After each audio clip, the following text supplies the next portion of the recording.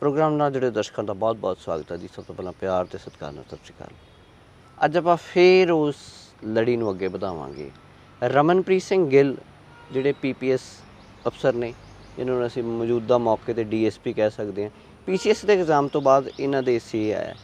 ਕਿਵੇਂ ਕਹਾਣੀ ਇੱਥੇ ਆ ਕੇ ਜੁੜਦੀ ਹੈ, ਇਹ ਵਰਦੀ ਤੱਕ ਪਹੁੰਚਣ ਤੱਕ ਕਿੰਨੀ ਮਿਹਨਤ, ਸ਼ਿੱਦਤ ਅਤੇ ਲਿਆਕਤ ਦੇ ਨਾਲ ਆਪਣੇ ਆਪ ਨੂੰ ਸੰਵਾਰਿਆ ਜੇ ਇਸ ਵਰਦੀ ਦੇ ਲਾਇਕ ਹੋਏ।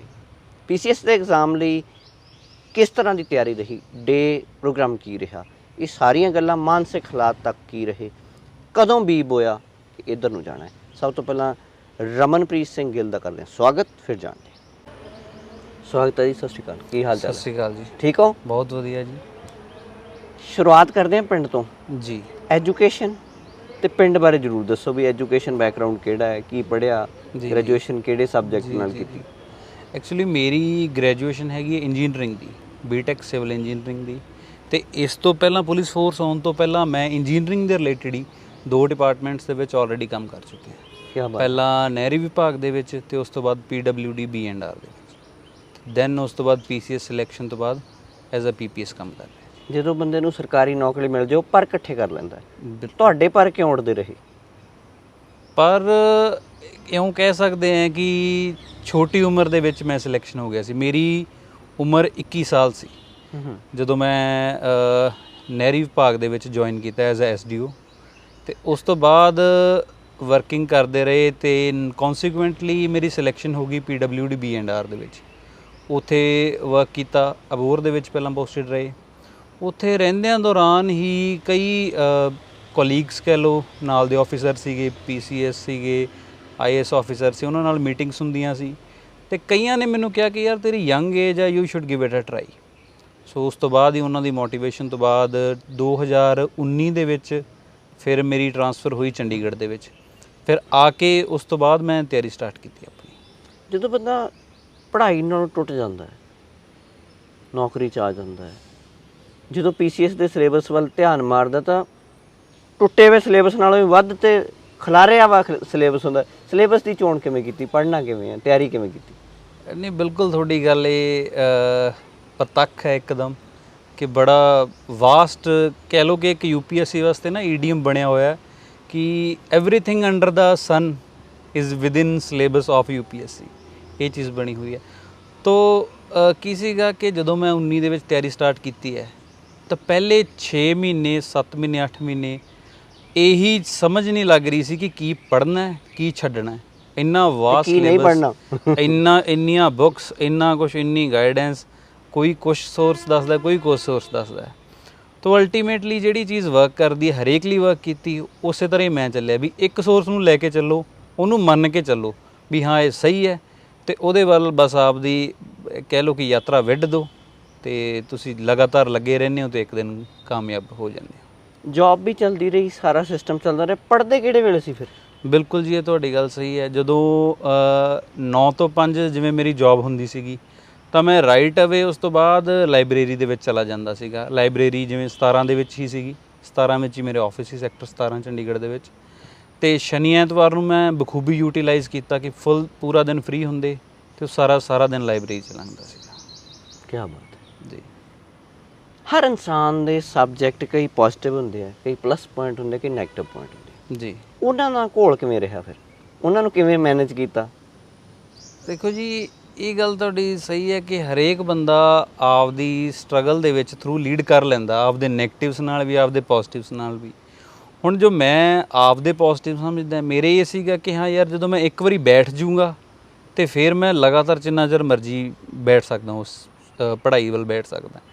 ਅਤੇ ਨੈਗੇਟਿਵ ਜਿਹੜਾ ਮੇਰਾ ਇਹ ਸੀਗਾ ਕਿ ਉੱਥੇ ਬੈਠਣਾ ਮੁਸ਼ਕਿਲ ਸੀ ਕਿ ਉਹ ਇੱਕ ਤਾਂ ਏਜ ਫੈਕਟਰ ਉਹ ਜਿਹਾ ਸੀ, ਇੱਕ ਟਾਈਮਿੰਗਸ ਇਸ ਤਰ੍ਹਾਂ ਦੀਆਂ ਹੁੰਦੀਆਂ ਸੀਗੀਆਂ ਕਿ ਆਪਦੇ ਆਪ ਨੂੰ ਇੱਕ ਸੀਮਿਤ ਤੌਰ 'ਤੇ ਬਿਠਾਉਣਾ ਉਹ ਮੁਸ਼ਕਿਲ ਸੀ। ਬਟ ਉਹੀ ਹੁੰਦਾ ਕਿ ਤੁਸੀਂ ਚੈਲੰਜਿਸ ਨਾਲ ਲੜਦੇ ਰਹਿੰਦੇ ਹੋ, ਆਪਦੀ ਪੋਜ਼ੀਟਿਵਿਟੀ ਨੂੰ ਅਪਸ਼ਾਈਨ ਕਰਦੇ ਰਹਿੰਦੇ ਹੈਗੇ ਹੋ, ਉਸ ਚੀਜ਼ ਨੂੰ ਆਪਦੇ ਮਨ ਨੂੰ ਸਮਝਾਉਂਦੇ ਰਹਿੰਦੇ ਹੋ। ਰੈਗੂਲਰਲੀ ਕੰਸਿਸਟੈਂਸੀ ਦੇ ਨਾਲ ਤੁਸੀਂ ਅਲਟੀਮੇਟਲੀ ਸਕਸੀਡ ਕਰ ਜਾਂਦੇ ਹੋ, ਜੋ ਮੇਰਾ ਮੰਨਣਾ। ਇੰਜੀਨੀਅਰਿੰਗ ਬੈਕਗਰਾਊਂਡ ਸੀ ਤੁਹਾਡਾ? ਜੀ। ਕਿਤੇ ਤਾਂ ਪੁਲ ਬਣਾਉਣੇ ਸੀ, ਨਹਿਰਾਂ ਕੱਢਣੀਆਂ ਸੀ, ਸੂਏ, ਕਿਸੇ ਨੂੰ ਕੀ ਕਹਿੰਦੇ ਹੁੰਦੇ ਨੱਕੇ ਲਾਟ ਕਰਨੇ ਸੀ, ਬਿਲਕੁਲ ਜੀ। ਜਦੋਂ ਸਿਲੇਬਸ ਮੂਹਰੇ ਆ ਗਿਆ, ਪੋਲਿਟੀ ਪੜ੍ਹਨੀ ਹੈ, ਨਿਯਮ ਕਾਨੂੰਨ ਵੇਖਣੇ ਹੈ, ਭੂਗੋਲ ਵੇਖਣਾ ਹੈ, ਹਿਸਟਰੀ ਵੇਖਣੀ ਹੈ, ਹੋਰ ਕਈ ਚੀਜ਼ਾਂ ਵੇਖਣੀਆਂ, ਇਹ ਸ਼ਿਫਟਿੰਗ ਕਿਵੇਂ ਰਹੀ? ਸ਼ਿਫਟਿੰਗ, ਇਹਨੂੰ ਕੰਪਲੀਟ ਸ਼ਿਫਟਿੰਗ ਵੀ ਨਹੀਂ ਕਹਿ ਸਕਦੇ, ਕਿਉਂਕਿ ਸਟਾਰਟਿੰਗ ਤੋਂ ਹੀ ਮੇਰਾ ਥੋੜ੍ਹਾ ਬਹੁਤਾ ਇੰਟਰਸਟ ਇਸ ਚੀਜ਼ ਲਈ ਸੀ ਕਿ ਮੈਂ ਆਪਣੇ ਆਈਡੀਅਲ ਡਾਕਟਰ BR ਅੰਬੇਦਕਰ ਨੂੰ ਸਮਝਦਾ। ਸੋ ਕੌਨਸਟੀਟਿਊਸ਼ਨ ਮੇਕਰ ਜਦੋਂ ਮੇਰਾ ਇੱਕ ਇੰਸਪੀਰੇਸ਼ਨ ਹੋਵੇ, ਰੋਲ ਮਾਡਲ ਹੋਵੇ, ਬਿਲਕੁਲ ਉਹਦੀ ਬਣਾਈ ਹੋਈ ਚੀਜ਼ ਹੀ ਦੇਖੋ ਮੈਂ ਪੜ੍ਹਨੀ ਸੀਗੀ, ਤਾਂ ਉਹ 'ਚ ਆਟੋਮੈਟਿਕ ਇੰਟਰਸਟ ਆਇਆ। ਸਟਾਰਟਿੰਗ ਦੇ ਵਿੱਚ ਜਿਵੇਂ ਪੋਲੀਟੀਕਲ ਸਾਇੰਸ ਨਾਲ ਰਿਲੇਟਡ ਜੋ ਵੀ ਆਰਟੀਕਲਸ ਵਗੈਰਾ ਹੁੰਦੇ ਸੀ ਤਾਂ ਉਹ ਮਾੜਾ ਮੋਟਾ ਟੱਚ ਰਹਿੰਦਾ ਸੀ। ਫਿਰ ਨਿਊਜ਼ਪੇਪਰ ਪਹਿਲਾਂ ਤੋਂ ਹੀ ਮੈਨੂੰ ਪੜ੍ਹਨ ਦਾ ਥੋੜ੍ਹਾ ਬਹੁਤਾ ਸ਼ੌਂਕ ਸੀਗਾ, ਤਾਂ ਉਸ ਚੀਜ਼ ਨੇ ਕਿਤੇ ਨਾ ਕਿਤੇ ਐਂ ਕਹਿ ਲਓ ਕਿ ਮੇਰੀ ਸ਼ੌਂਕ ਵਾਲੀ ਚੀਜ਼ ਨੂੰ ਐਨਹਾਂਸ ਕਰਕੇ ਪੜ੍ਹਾਈ ਦਾ ਰੂਪ ਦਿੱਤਾ ਗਿਆ, ਅਤੇ ਅਕੈਡਮਿਕਲੀ ਮੈਂ ਉਹਨੂੰ ਕੰਟੀਨਿਊ ਕੀਤਾ। ਕੋਚਿੰਗ ਲਈ ਨਹੀਂ ਜੀ, ਜਿਵੇਂ ਤੁਸੀਂ ਮੈਂ ਪਹਿਲਾਂ ਹੀ ਦੱਸ ਚੁੱਕਿਆ, 9 ਤੋਂ 5 ਤਾਂ ਮੇਰੀ ਜੌਬ ਰਹਿੰਦੀ ਸੀ, ਕੋਚਿੰਗ ਲੈਣਾ ਤਾਂ ਬਿਲਕੁਲ ਪੋਸੀਬਲ ਨਹੀਂ ਸੀਗਾ। ਟੈਸਟ ਉਸ ਦਿੱਤੇ, ਫਿਰ ਮੌਕ ਟੈਸਟ ਕਹਿ ਦਿੰਦੇ ਆ। ਮੌਕ ਟੈਸਟ ਜਿਹੜੇ ਦੇ ਮੈਂ ਦਿੱਤੇ ਆਪਣੇ ਲੈਵਲ ਤੇ ਦਿੱਤੇ, ਕੋਈ ਉਸ ਚੀਜ਼ ਲਈ ਮੈਂ ਕੋਈ ਇੰਸਟੀਚਿਊਟ ਜੁਆਇਨ ਨਹੀਂ ਕੀਤਾ ਜੀ। ਇੱਕ ਹੁੰਦਾ ਵੀ ਨੋਟਸ ਲੈ ਲਓ ਸੀਨੀਅਰਸ ਦੇ, ਟੌਪਰਸ ਦੇ, ਇਹ ਚੀਜ਼ਾਂ ਜਾਂ ਖੁਦ ਬਣਾਏ, ਕੀ ਕੀਤਾ ਇਸ ਮਸਲੇ 'ਚ? ਇਹ ਵੀ ਇੱਕ ਸਵਾਲ ਹੈ। ਬਿਲਕੁਲ ਤੁਹਾਡੀ ਗੱਲ ਠੀਕ ਹੈ, ਇਹ ਬਹੁਤ ਰਾਏ ਚੱਲਦੀ ਹੈਗੀ ਕਿ ਉਹ ਆਲਰੇਡੀ ਮਿਹਨਤ ਕਰ ਚੁੱਕੇ ਆ, ਉਹਨਾਂ ਦੇ ਨੋਟਸ ਪੜ੍ਹੋ ਅਤੇ ਜਿਹੜੀ ਲਾਈਨ 'ਤੇ ਉਹ ਮਿਹਨਤ ਕਰਕੇ ਸ਼ਾਰਟਲਿਸਟ ਕਰ ਚੁੱਕੇ ਜਿਹੜੀ ਚੀਜ਼ ਨੂੰ, ਉਹੀ ਤੁਸੀਂ ਕੰਟੀਨਿਊ ਕਰਕੇ ਅੱਗੇ ਦੇ ਅੱਗੇ ਸਕਸੀਡ ਹੋ ਜਾਂਦੇ ਹੋ। ਬਟ ਮੇਰਾ ਇਹ ਮੰਨਣਾ ਹੈ, ਅਤੇ ਸ਼ਾਇਦ ਤੁਸੀਂ ਇੰਟਰਵਿਊਜ਼ ਰੈਗੂਲਰਲੀ ਜਿਵੇਂ ਕਰਦੇ ਵੀ ਰਹਿੰਦੇ ਹੋ, ਹੋਰ ਟੌਪਰਸ ਨੇ ਵੀ ਤੁਹਾਨੂੰ ਇਹ ਕਿਹਾ ਹੋਊਗਾ ਕਿ ਜਿਹੜੇ ਨੋਟਸ ਹੈ ਉਹ ਤੁਹਾਡੀ ਆਪਦੀ ਜਿਸਟ ਹੈ ਕਿ ਤੁਸੀਂ ਕੀ ਕੁਛ ਪੜ੍ਹ ਕੇ ਉਹਨੂੰ ਛੋਟੀ ਫਾਰਮ 'ਚ ਬਣਾ ਲਿਆ, ਉਹ ਤੁਹਾਡੇ ਨੋਟਸ ਹੈ। ਤਾਂ ਮੇਰੇ ਖਿਆਲ ਤਾਂ ਇਹ ਹੈਗਾ ਕਿ ਨੋਟਸ ਤੁਸੀਂ ਆਪਣੇ ਖੁਦ ਦੇ ਹੀ ਬਣਾਓ, ਕਿਸੇ ਦੇ ਨੋਟਸ 'ਤੇ ਡਿਪੈਂਡੈਂਟ ਨਾ ਹੋ। ਖੋਆ ਆਪ ਹੀ ਕੱਢਣਾ ਪੈਂਦਾ। ਬਿਲਕੁਲ ਜੀ, ਬਿਲਕੁਲ। ਅੱਛਾ, ਜੋ ਅੱਜ ਤੁਸੀਂ ਜਦੋਂ ਬੈਠ ਕੇ ਵੇਖਦੇ ਹੋ ਵੀ ਆਹ ਪੁਆਇੰਟ, ਆਹ ਚੰਗੀਆਂ ਆਦਤਾਂ ਪੁਆਇੰਟ ਆਊਟ ਕਰਦਾ ਬੰਦਾ ਸਕੈਨ ਕਰਕੇ, ਯਾਰ ਆਹ ਚੰਗੀਆਂ ਆਦਤਾਂ ਸੀ ਮੇਰੇ 'ਚ ਜਿਹੜੀਆਂ ਮੈਨੂੰ ਇੱਥੋਂ ਤੱਕ ਲੈ ਆਈਆਂ, SDO ਤੋਂ ਬਾਅਦ PCS ਵੀ ਕਰਾਤੀ ਹੈ ਜੀ, ਕਿਹੜੀਆਂ ਚੰਗੀਆਂ ਚੀਜ਼ਾਂ ਸੀਗੀਆਂ? ਦੇਖੋ ਜੀ, ਮੈਂ ਜੇ ਆਪਦੀ ਚੀਜ਼ ਨੂੰ ਪੁਆਇੰਟ ਆਊਟ ਕਰਦਾ ਹਾਂ ਕਿ ਪਰਟੀਕੂਲਰਲੀ ਜੇ ਮੈਂ 1-2 ਪੁਆਇੰਟਸ ਦੱਸਣੇ ਹੋਣ ਤਾਂ ਉਹ ਇਹ ਸੀਗਾ ਕਿ ਕੰਸਿਸਟੈਂਸੀ। ਮੇਰਾ ਈਵਨ ਇਹ ਵੀ ਸੀਗਾ ਕਿ ਮੈਂ ਘਰ ਵੀ 2-2 3-3 ਮਹੀਨਿਆਂ ਤੋਂ ਬਾਅਦ ਕਿਤੇ ਗੇੜਾ ਮਾਰਦਾ ਹੁੰਦਾ ਸੀ, ਉਹ ਇਸੇ ਚੀਜ਼ ਲਈ ਕਿ ਮੇਰੀ ਕੰਸਿਸਟੈਂਸੀ ਖਰਾਬ ਨਾ ਹੋਵੇ। ਇਹ ਮੈਂ ਆਪਦਾ ਮਤਲਬ ਮੇਜਰ ਫੈਕਟਰ ਸਮਝਦਾ। ਕਿਤਾਬਾਂ ਕੋਈ ਰੈਫਰ ਕਰਨੀਆਂ ਚਾਹੋਗੇ ਵੀ ਆਹ ਕਿਤਾਬਾਂ ਤੁਹਾਡੀਆਂ ਹੈਲਪਫੁਲ ਰਹੀਆਂ? ਇਹ ਮੈਨੂੰ ਸਵਾਲ ਅਕਸਰ ਹੀ ਪੁੱਛਦੇ ਰਹਿੰਦੇ ਹੁੰਦੇ ਕਿ ਤੁਸੀਂ ਕਿਤਾਬਾਂ ਦੱਸੋਗੇ, ਆਹ ਰੈਫਰ ਕਰੋਗੇ, ਕਿ ਉਹ ਆਪਾਂ ਜਦੋਂ ਸ਼ੁਰੂਆਤ ਕੀਤੀ ਸੀ ਗੱਲ ਦੀ, ਮੈਂ ਤੁਹਾਨੂੰ ਉਦੋਂ ਹੀ ਕਹਿ ਰਿਹਾ ਸੀ ਕਿ ਇੱਕ ਇਹ ਭੰਡਾਰ ਹੈ ਕਿ ਆਹ ਵੀ ਪੜ੍ਹ ਸਕਦੇ ਹੋ, ਤੁਸੀਂ ਉਹ ਵੀ ਪੜ੍ਹ ਸਕਦੇ ਹੋ। ਤੁਸੀਂ ਖੁਦ ਆਪਦੇ ਮਨ ਨਾਲ ਮੰਨ ਕੇ ਚੱਲੋ ਵੀ ਆਹ ਸੋਰਸ ਠੀਕ ਹੈ, ਅਤੇ ਉਹਨੂੰ ਬਸ ਮੰਨ ਕੇ ਚੱਲੋ ਵੀ ਇਹੀ ਸਹੀ ਹੈ, ਇਹੀ ਪ੍ਰਤੱਖ ਹੈ, ਬਸ ਉਹੀ ਚੀਜ਼ ਮੈਂ ਕੀਤੀ। ਅਤੇ ਮੈਂ ਇੱਕ ਵੀ ਚੀਜ਼ ਤੁਹਾਨੂੰ ਸੁਜੈਸਟ ਨਹੀਂ ਕਰੂੰਗੀ ਆਹ ਬੁੱਕ ਰੈਫਰ ਕਰੋ ਜਾਂ ਉਹ ਕਰੋ, ਇਹ ਭੰਡਾਰ ਪਿਆ ਆਲਰੇਡੀ ਇੰਟਰਨੈਟ 'ਤੇ। ਮੈਂ ਸਿਰਫ ਇਹ ਸੁਜੈਸਟ ਕਰੂੰਗਾ ਕਿ ਆਪਦੀ ਮਨ ਦੀ ਜਿਹੜੀ ਤੁਹਾਨੂੰ ਠੀਕ ਲੱਗਦੀ ਹੈ ਉਹਨੂੰ ਅਡੋਪਟ ਕਰ ਲਓ ਅਤੇ ਬਾਅਦ 'ਚ ਡੋਲੋ ਨਾ। ਜਿਹੜੀ ਜੌਬ ਹੈ ਬੰਦੇ ਦੀ, ਫਿਰ ਵੀ ਬੰਦਾ ਛਾਣਨੇ ਤਾਂ ਹੀ ਛਣ ਕੇ ਆਉਂਦਾ ਹੈ। ਜੌਬ ਨੇ ਕੋਈ ਹੈਲਪ ਕੀਤੀ ਇਸ ਲਾਈਨ 'ਚ? ਡੈਫੀਨੇਟਲੀ ਜੀ, ਜੌਬ ਨੇ ਹੈਲਪ ਕੀਤੀ। ਉਹਦਾ ਮੇਰੀ ਆਈ ਥਿੰਕ ਕਿ ਜਿਹੜੇ ਮੈਂ ਆਨਸਰਸ ਲਿਖਦੇ ਹਾਂ ਅਸੀਂ ਮੇਨਸ ਦੇ ਵਿੱਚ, ਉਹਦੇ 'ਚ ਮੈਨੂੰ ਲੱਗਦਾ ਕਿ ਜੌਬ ਨੇ ਕਾਫੀ ਹੈਲਪ ਕੀਤੀ, ਕਿਉਂਕਿ ਰੈਗੂਲਰਲੀ ਜੌਬਸ ਦੇ ਵਿੱਚ ਅਸੀਂ ਰਿਪੋਰਟਸ ਬਣਾਉਣੇ ਆ। ਗਵਰਨਮੈਂਟ ਜਿਹੜੀ ਲੈਂਗੁਏਜ ਹੈਗੀ ਹੈ, ਜਿਹੜੀ ਸਰਕਾਰੀ ਤੰਤਰ 'ਤੇ ਅਸੀਂ ਯੂਜ਼ ਕਰਦੇ ਹੈਗੇ ਆ, ਉਹ ਲੈਂਗੁਏਜ ਕਿਵੇਂ ਲਿਖਣੀ ਹੈਗੀ ਹੈ, ਫਰੇਮ ਕਿਵੇਂ ਕਰਨਾ ਹੈਗਾ ਲੈਟਰ ਨੂੰ, ਉਹੀ ਆਈ ਥਿੰਕ ਮੇਨਸ ਦੇ ਵਿੱਚ ਤੁਸੀਂ ਦੇਖਦੇ ਹੋ ਕਿ ਆਨਸਰ ਨੂੰ ਫਰੇਮ ਕਿਵੇਂ ਕਰਨਾ ਹੈ। ਇਸ ਚੀਜ਼ ਨੇ ਮੈਨੂੰ ਜ਼ਰੂਰ ਹੈਲਪ ਕੀਤੀ ਮੇਰੀ।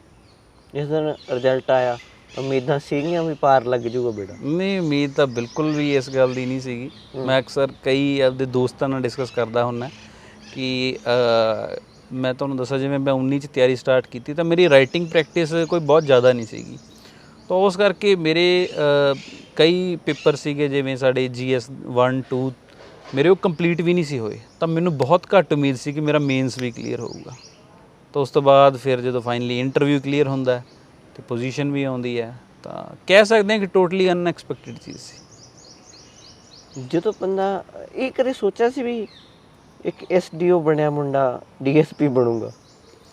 ਪਹਿਲੀ ਗੱਲ ਤਾਂ ਦੇਖੋ, ਜਦੋਂ ਕਾਲਜ ਟਾਈਮ ਪੜ੍ਹਦੇ ਸੀ ਉਦੋਂ ਅਸੀਂ SDO ਵੀ ਨਹੀਂ ਸੀ ਸੋਚਿਆ ਵੀ ਅਸੀਂ SDO ਬਣਾਂਗੇ ਜੀ। ਦੇਖੋ, ਇਹ ਸਫ਼ਰ ਹੁੰਦਾ ਹੈ ਇੱਕ, ਮੇਰੇ ਖਿਆਲ ਹਰੇਕ ਦਾ ਬੰਦੇ ਦਾ ਆਪਦਾ ਸਫ਼ਰ ਹੈ, ਉਹ ਜਿਵੇਂ ਚੱਲਦਾ ਹੈ, ਜਿਵੇਂ ਉਹਨੂੰ ਗਾਈਡੈਂਸ ਮਿਲਦੀ ਹੈ ਉਵੇਂ ਮੁੜਦਾ ਜਾਂਦਾ ਹੈ ਅਤੇ ਅੱਗੇ ਵੱਧਦਾ ਜਾਂਦਾ ਹੈ। ਬਸ ਮੈਂ ਇਸ ਚੀਜ਼ ਨੂੰ ਇਸੇ ਨਾਲ ਸੀਮਿਤ ਰੱਖੂੰਗਾ ਕਿ ਸਫ਼ਰ ਸੀਗਾ ਉਹ ਜਿਵੇਂ ਜਿਵੇਂ ਗਾਈਡੈਂਸ ਮਿਲਦੀ ਰਹੀ, ਜੋ ਇਸ਼ਾਰੇ ਹੁੰਦੇ ਰਹੇ ਕਿਸਮਤ ਵੱਲੋਂ, ਪ੍ਰਮਾਤਮਾ ਵੱਲੋਂ, ਉਵੇਂ ਮੁੜਦੇ ਗਏ ਤੇ ਇੱਥੇ ਤੱਕ ਪਹੁੰਚ ਗਏ ਜੀ। ਉੱਥੇ ਤਾਂ ਮੈਪ ਬਣਾਉਂਦੇ ਸੀ ਜੀ ਐਸਡੀਓ ਦੇ ਰੂਪ 'ਚ ਕਿ ਪਾਣੀ ਇੱਧਰ ਨੂੰ ਢਾਲ ਕੇ ਲਿਜਾਣਾ ਹੈ। ਬਿਲਕੁਲ ਜੀ। ਇੱਥੇ ਕਈ ਵਾਰ ਟਿੱਬੇ ਤੇ ਪਾਣੀ ਚੜਾਉਣਾ ਪੈਂਦਾ। ਇਹ ਜੌਬ ਦਾ ਤੇ ਉਹਦਾ ਕਿਵੇਂ ਫਰਕ ਸਮਝਦੇ ਹੋ?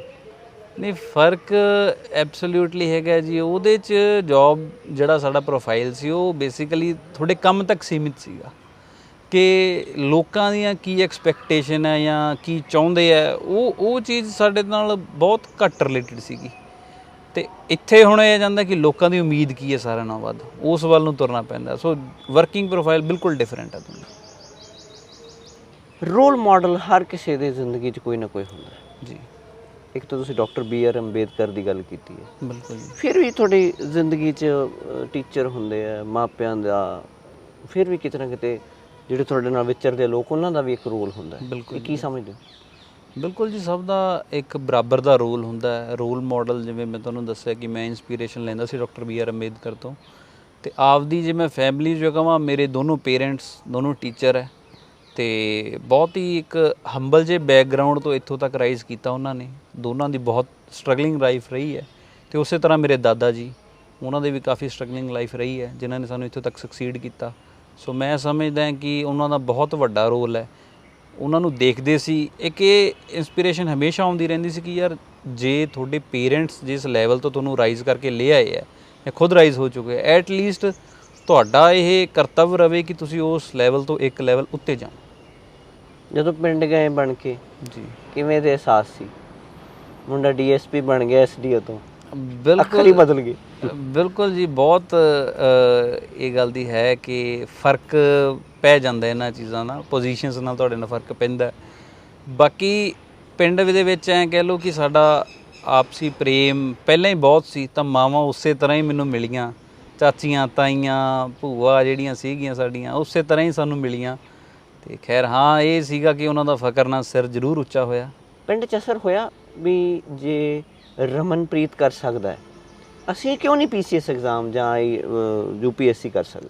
ਬਿਲਕੁਲ ਜੀ, ਇੰਸਪੀਰੇਸ਼ਨ ਦੇ ਤੌਰ 'ਤੇ ਦੇਖਿਆ ਜਾਵੇ ਤਾਂ ਸ਼ਾਇਦ ਮੇਰੇ ਫਾਦਰ ਸਾਹਿਬ ਮੇਰੇ ਨਾਲੋਂ ਜ਼ਿਆਦਾ ਇੰਸਪਾਇਰਿੰਗ ਇੱਕ ਪਰਸਨੈਲਿਟੀ ਹੈਗੇ ਸਾਡੇ ਪਿੰਡ ਦੇ। ਉਹ ਇਕੱਲੇ ਇੱਕੋ ਇੱਕ ਗ੍ਰੈਜੂਏਟ ਸੀਗੇ ਆਪਦੇ ਟਾਈਮ ਦੇ, ਅਤੇ ਫਿਰ ਇੱਕੋ ਇੱਕ ਪਰਸਨ ਸੀ ਜਿਹੜੇ ਟੀਚਰ ਲੱਗੇ, ਕਹਿ ਲਓ ਸਰਕਾਰੀ ਜੌਬ ਲੱਗੇ। ਸਰਕਾਰੀ ਜੌਬ ਸਾਡੇ ਪਿੰਡ 'ਚ ਕੋਈ ਵੀ ਨਹੀਂ ਸੀਗਾ। ਜਿਵੇਂ ਉਸ ਤਰ੍ਹਾਂ ਉਹ ਇੰਸਪੀਰੇਸ਼ਨ ਸੀ, ਤਾਂ ਰੈਗੂਲਰਲੀ ਸਾਡੇ ਕੋਲੇ ਪਿੰਡ ਦੇ ਕਹਿ ਲਓ ਕਿ ਸਾਡੇ ਜਿਹੜੇ ਰਿਸ਼ਤੇਦਾਰ ਸੀ, ਦੋਸਤ ਮਿੱਤਰ ਸੀ, ਆਉਂਦੇ ਰਹਿੰਦੇ ਹੁੰਦੇ ਸੀ ਗਾਈਡੈਂਸ ਲਈ। ਪਹਿਲਾਂ ਵੀ ਫਾਦਰ ਸਾਹਿਬ ਕੋਲੇ ਜਦੋਂ ਇਹ ਮੇਰੇ ਕੈਰੀਅਰ ਦੇ ਵਿੱਚ ਮੈਨੂੰ ਸਕਸੈਸ ਮਿਲੀ, ਤਾਂ ਉਸ ਚੀਜ਼ ਨੇ ਮੇਰੇ ਫਾਦਰ ਸਾਹਿਬ ਦੀਆਂ ਗੱਲਾਂ ਨੂੰ ਜਾਂ ਉਹਨਾਂ ਦੇ ਦਾਅਵਿਆਂ ਨੂੰ ਕਿਤੇ ਨਾ ਕਿਤੇ ਪ੍ਰਤੱਖ ਕੀਤਾ ਕਿ ਹਾਂਜੀ ਤੁਸੀਂ ਰੈਗੂਲਰਲੀ ਮਿਹਨਤ ਕਰਦੇ ਰਹਿੰਦੇ ਹੋ, ਬੱਚੇ ਨੂੰ ਗਾਈਡੈਂਸ ਦਿੰਦੇ ਰਹਿੰਦੇ ਹੋ ਤਾਂ ਨਿਕਲ ਸਕਦੇ ਹੋ। ਅਤੇ ਬਿਲਕੁਲ ਇੰਸਪਾਇਰ ਬਹੁਤ ਜ਼ਿਆਦਾ ਹੀ ਹੋਏ। ਅਤੇ ਹੁਣ ਮੈਨੂੰ ਬਿਲਕੁਲ ਧਿਆਨ ਹੈ ਜੀ, ਸਾਡੇ ਪਿੰਡ ਦੇ ਹੁਣ 2 ਬੱਚੇ ਹੈਗੇ, ਇੱਕ ਮੇਲ ਹੈ ਐਂਡ 1 ਫੀਮੇਲ। ਉਹਨਾਂ ਦੋਨਾਂ ਨੇ ਹੁਣ ਜੁਡੀਸ਼ਰੀ ਮੇਨਸ ਦਿੱਤਾ ਇਸ ਵਾਰ। ਅੱਛਾ ਜੀ। ਜੀ, ਜ਼ਿੰਦਗੀ 'ਚ ਹਰ ਬੰਦੇ ਦੇ ਭੱਜ ਨੱਠ ਹੁੰਦੀ ਆ, ਮਾਨਸਿਕ ਲੈਵਲ ਆ ਜਿਹੜਾ ਤਣਾਅ ਹੈ, ਜੋਬ ਹੈ, ਲਾਇਬ੍ਰੇਰੀ ਜਾਣਾ, ਇਹ ਕਨਸੈਂਟਰੇਟ ਕਿਵੇਂ ਕੀਤਾ? ਹਰ ਬੰਦੇ ਦੀਆਂ ਹੌਬੀਜ਼ ਹੈ, ਇੰਨੀ ਸਿਟਿੰਗ, ਇਹ ਉਹ ਕਈ ਚੀਜ਼ਾਂ ਚੱਲਦੀਆਂ ਰਹਿੰਦੀਆਂ, ਆਪਦੇ ਮਨ ਨੂੰ ਕਿਵੇਂ ਕੰਟਰੋਲ ਕੀਤਾ? ਹੁਣ ਦੇਖੋ ਜੀ, ਇਹਦੇ ਲਈ ਤਾਂ ਇੱਕੋ ਵਰਡ ਹੈ ਕਿ ਤੁਹਾਡੇ ਆਪਦੇ ਤਰੀਕੇ ਹੈ ਹਰ ਪਰਸਨ ਦੇ ਕਿ ਤੁਸੀਂ ਆਪਦੇ ਮਨ ਨੂੰ ਕੰਟਰੋਲ ਕਿਵੇਂ ਕਰਨਾ। ਬਟ ਮੇਨ ਹੁੰਦਾ ਕਿ ਰਿਜ਼ਲਟ ਇਹ ਕਿ ਹਾਂਜੀ ਤੁਹਾਡਾ ਜਿਹੜਾ ਮਨ ਆ ਕੰਟਰੋਲ 'ਚ ਰਹੂਗਾ, ਤਾਂ ਹੀ ਕੰਸਨਟਰੇਸ਼ਨ ਨਾਲ ਤੁਸੀਂ ਬੈਠ ਸਕਦੇ ਹੋ। ਮੇਰਾ ਕਰਨ ਦਾ ਇਹ ਤਰੀਕਾ ਸੀਗਾ ਕਿ ਮੈਨੂੰ ਐਂ ਸੀ ਵੀ ਜੇ ਬੈਠੇਗਾ ਮਿੱਤਰ ਪਿਆਰੇ ਤਾਂ ਹੀ ਕੁਛ ਬਣੂਗਾ, ਨਹੀਂ ਤਾਂ ਕੁਛ ਨਹੀਂ ਬਣਦਾ। ਆਖਰੀ ਵਰਗਾ ਸਵਾਲ ਹੈ ਮੇਰਾ ਜੀ, ਕੋਈ ਐਗਜ਼ਾਮ ਦੇ ਵਿੱਚ ਰੌਚਕ ਸਵਾਲ ਜਾਂ ਇੰਟਰਵਿਊ ਦੇ ਵਿੱਚ ਰੌਚਕ ਸਵਾਲ ਕੋਈ ਸਾਹਮਣੇ ਅੱਜ ਵੀ ਦਿਲ 'ਚ ਜਿਹੜਾ ਤੁਰਿਆ ਫਿਰਦਾ ਹੁੰਦਾ ਵੀ ਆਹ ਬੜਾ ਰੌਚਕ ਸਵਾਲ ਪੁੱਛਿਆ ਸੀ? ਬਿਲਕੁਲ ਇੱਕ ਐਂ ਕਹਿ ਲਓ ਕਿ ਰੋਚਕ ਸਵਾਲ ਸੀ, ਅਤੇ ਮੇਰੀ ਆਲਮੋਸਟ ਸਾਰੀ ਇੰਟਰਵਿਊ ਉਸੇ 'ਤੇ ਘੁੰਮਦੀ ਰਹੀ। ਜਿਵੇਂ ਆਪਣੇ ਰੋਡਸ ਦੇ ਉੱਤੇ ਟੋਲ ਲੱਗੇ ਹੈਗੇ ਆ, ਸੋ ਟੋਲ ਪੋਲਿਸੀ ਬਾਰੇ ਸਾਰਿਆਂ ਦਾ ਰਿਵਿਊ ਸੀ ਵੀ ਤੁਹਾਡਾ ਕੀ ਰਿਵਿਊ ਹੈ। ਸੋ ਮੇਰਾ ਓਬਵੀਅਸਲੀ ਜਵਾਬ ਸੀਗਾ ਕਿ ਹਾਂਜੀ ਸਰ, ਮੈਂ ਡਿਪਾਰਟਮੈਂਟ 'ਚ ਵਰਕ ਕਰ ਰਿਹਾ, ਜਸਟੀਫਾਈਡ ਚੀਜ਼ ਹੈਗੀ ਹੈ। ਸੋ ਉਹਦੇ ਫਾਇਦੇ ਨੁਕਸਾਨ 'ਤੇ ਚੱਲ ਗਏ, ਕੀ ਚੀਜ਼ਾਂ ਹੈਗੀਆਂ, ਕਈ ਮੈਂ ਫਾਇਦੇ ਦੱਸੇ, ਉਹ ਹਰ ਚੀਜ਼ 'ਤੇ ਕਾਊਂਟਰ ਦਿੰਦੇ ਸੀ ਵੀ ਨਹੀਂ ਇਹਦਾ ਐਂ ਹੋ ਸਕਦਾ, ਐਂ ਹੋ ਸਕਦਾ। ਅਲਟੀਮੇਟਲੀ ਇੱਕ ਮੈਂਬਰ ਨੇ ਮੈਨੂੰ ਐਂ ਕਹਿ ਤਾ ਵੀ ਯਾਰ ਤੇਰੀ ਵੱਡੀ ਸੜਕ ਤੇ ਜਿਹੜਾ ਤੂੰ ਟੋਲ ਲਾਇਆ ਹੈ, ਉਹਦੇ ਨਾਲ ਮੈਂ ਕੀ ਗੱਡੀ ਵੱਧ ਤੇਜ਼ ਭਜਾ ਸਕਦਾ? ਮੈਂ ਕਿਹਾ ਹਾਂਜੀ ਸਰ। ਮੈਂ ਯਾਰ ਭਜਾਉਣੀ ਨਹੀਂ ਗੱਡੀ ਤੇਜ਼, ਤੂੰ ਐਂ ਦੱਸ ਤੂੰ ਫੇਰ ਟੋਲ ਲਾ ਦੇਂਗਾ? ਤੇ ਮੈਂ ਕਿਹਾ ਵੀ ਸਰ ਚਲੋ ਮੈਂ ਇਸ ਪੋਜੀਸ਼ਨ 'ਚ ਨਹੀਂ ਗਾ ਕਿ ਮੈਂ ਟੋਲ ਚਲਾ ਸਕਦਾ। ਕਹਿੰਦੇ ਮੈਂ ਤੈਨੂੰ ਬਣਾਤਾ CM ਬਣਾਤਾ ਜੀ, ਤੂੰ ਗਵਰਨਰ ਕਹਿੰਦਾ ਤੈਨੂੰ ਗਵਰਨਰ ਬਣਾਤਾ, ਹੁਣ ਦੱਸ ਤੂੰ ਟੋਲ ਲਾਏਂਗਾ? ਮੈਂ ਕਿਹਾ ਵੀ ਸਰ ਇਹ ਤਾਂ ਵਿਵਸਥਾ 'ਚ ਪਾਤਾ, ਜਿੱਦਣ ਤੁਸੀਂ ਉਹ ਸੀਟ ਤੇ ਬਿਠਾ ਦੋਗੇ ਤੇ ਉਦੋਂ ਫਿਰ ਆਪਾਂ ਗੱਲ ਕਰ ਲਾਂਗੇ ਇਸ ਬਾਰੇ। ਕੀ ਬਾਤ ਹੈ, ਬਹੁਤ ਚੰਗਾ ਲੱਗਿਆ। ਤੇ ਅਖੀਰਲਾ ਸਵਾਲ, ਪਿੰਡ ਦਾ ਸਵਾਲ ਰਹਿ ਗਿਆ ਸੀ, ਤੁਹਾਡਾ ਪਿੰਡ ਕਿਹੜਾ? ਮੇਰਾ ਪਿੰਡ ਹੈ ਜੀ ਸ਼ਤੀਰ ਵਾਲਾ, ਅਬੋਹਰ ਦੇ ਨਜ਼ਦੀਕ ਹੀ ਹੈ, ਫਾਜ਼ਿਲਕਾ ਰੋਡ ਤੇ। ਤਾਰਾਂ ਵਾਲਿਆਂ ਨੂੰ ਮੈਂ ਇੱਕ ਜ਼ਰੂਰ ਸਵਾਲ, ਤਾਰਾਂ ਵਾਲੇ ਤੇ ਇੰਜੀਨੀਅਰ ਜੀ ਕਈ ਆਏ ਆ ਹੁਣ ਸਿਵਲ ਸਰਵਿਸ ਦੇ ਵਿੱਚ, ਇੰਜੀਨੀਅਰਿੰਗ ਬੈਕਗ੍ਰਾਉਂਡ ਵਾਲੇ ਕਿਉਂ ਭੱਜ ਕੇ ਆ ਰਹੇ? ਉਹ ਖਾਸ ਗੁਣ ਹੁੰਦਾ? ਇਹ ਤਾਂ ਖਾਸ ਗੁਣ ਵਾਲੀ ਤਾਂ ਕੋਈ ਗੱਲ ਨਹੀਂ, ਗੱਲ ਐਂ ਹੈਗੀ ਵੀ ਇੰਜੀਨੀਅਰਸ ਦੀ ਤਾਦਾਦ ਹੋ ਹੀ ਇੰਨੀ ਗਈ ਹੈ ਕਿ ਜਿਹੜੇ ਪਾਸੇ ਦੇਖੋਗੇ ਤੁਸੀਂ ਉਹੀ ਕਿਤੇ ਨਾ ਕਿਤੇ ਸਕਸੀਡ ਕਰ ਰਹੇ। ਸਾਡੇ ਟਾਈਮ ਸ਼ਾਇਦ ਉਹ ਟ੍ਰੈਂਡ ਹੀ ਇੰਨਾ ਜ਼ਿਆਦਾ ਸੀ, ਜਿਵੇਂ ਹੁਣ ਅੱਜ ਕੱਲ੍ਹ ਆਇਲਸ ਕਰਕੇ ਬਾਹਰ ਜਾਣ ਦਾ ਬੜਾ ਟ੍ਰੈਂਡ ਚੱਲ ਰਿਹਾ ਦਾ ਬੜਾ ਰੌਲਾ ਸੀ, ਉਦੋਂ ਬੀਟੈਕ ਦਾ ਬਹੁਤ ਟ੍ਰੈਂਡ ਸੀ, ਤਾਂ ਸਾਰੇ ਇੰਜੀਨੀਅਰਿੰਗ ਕਰ ਲੈਂਦੇ ਸੀ, ਉਦੋਂ ਬਾਅਦ ਸੋਚਦੇ ਹੁੰਦੇ ਸੀ ਵੀ ਹੁਣ ਕੀ ਕਰਨਾ। ਸੋ ਉਸੇ ਟ੍ਰੈਂਡ 'ਤੇ ਸਾਡੀ ਪੜ੍ਹਾਈ ਹੋਈ ਤੇ ਫਿਰ ਇੱਥੋਂ ਤੱਕ ਅਸੀਂ ਪਹੁੰਚ ਗਏ। ਬਹੁਤ ਚੰਗਾ ਲੱਗਿਆ, ਥੈਂਕ ਯੂ, ਬਹੁਤ ਸ਼ੁਕਰੀਆ। ਰਮਨਪ੍ਰੀਤ ਸਿੰਘ ਗਿੱਲ, ਸ਼ਤੀਰ ਵਾਲਾ ਪਿੰਡ ਹੈ, ਫਾਜ਼ਿਲਕੇ ਵਾਲੇ ਪਾਸੇ, ਪੱਛੋਂ ਵਾਲੇ ਪਾਸੇ ਇਹਨਾਂ ਦਾ ਪਿੰਡ ਹੈ। ਦੇਖੋ SDO ਵੀ ਬਣੇ ਪਰ ਨਹੀਂ ਇਕੱਠੇ ਕੀਤੇ, ਉਡਾਨ ਨੂੰ ਕਾਇਮ ਰੱਖਿਆ। ਹੁਣ ਦੇਖੋ ਵਰਦੀ ਪਾਈ ਹੈ, DSP ਬਣਿਆ। ਕਿਸੇ ਪਿੰਡ ਦਾ ਮੁੰਡਾ DSP ਲੱਗਿਆ ਹੋਵੇ, ਟੌਰ ਹੁੰਦੀ ਹੈ। ਟੌਰ ਦੇ ਨਾਲ ਨਾਲ ਤੁਹਾਡੇ ਪਿੱਛੇ ਜੋ ਚੱਲਦਾ ਹੈ, ਮਿਹਨਤ ਮੁਸ਼ੱਕਤ ਜੋ ਪੜਦੇ ਦੇ ਪਿੱਛੇ ਚੱਲਦੀ ਹੈ, ਕੋਸ਼ਿਸ਼ ਚੱਲਦੀ ਹੈ। 9 ਤੋਂ 5 ਨੌਕਰੀ ਕਰਕੇ ਲਾਇਬ੍ਰੇਰੀ ਦੇ ਵਿੱਚ ਤਪੱਸਿਆ ਜਿਹੜੀ ਕੀਤੀ ਹੈ, ਉਹ ਅੱਖਰਾਂ 'ਚ ਢਲੀ ਤੇ ਰਿਜ਼ਲਟ ਬਣੇ। ਇਸ ਤਰ੍ਹਾਂ ਦੀਆਂ ਗੱਲਾਂ ਬਾਤਾਂ ਸਾਂਝੀਆਂ ਕਰਦੇ ਰਹਾਂਗੇ। ਦਿਓ ਇਜਾਜ਼ਤ, ਫਿਰ ਮਿਲਾਂਗੇ। ਸਤਿ ਸ਼੍ਰੀ ਅਕਾਲ।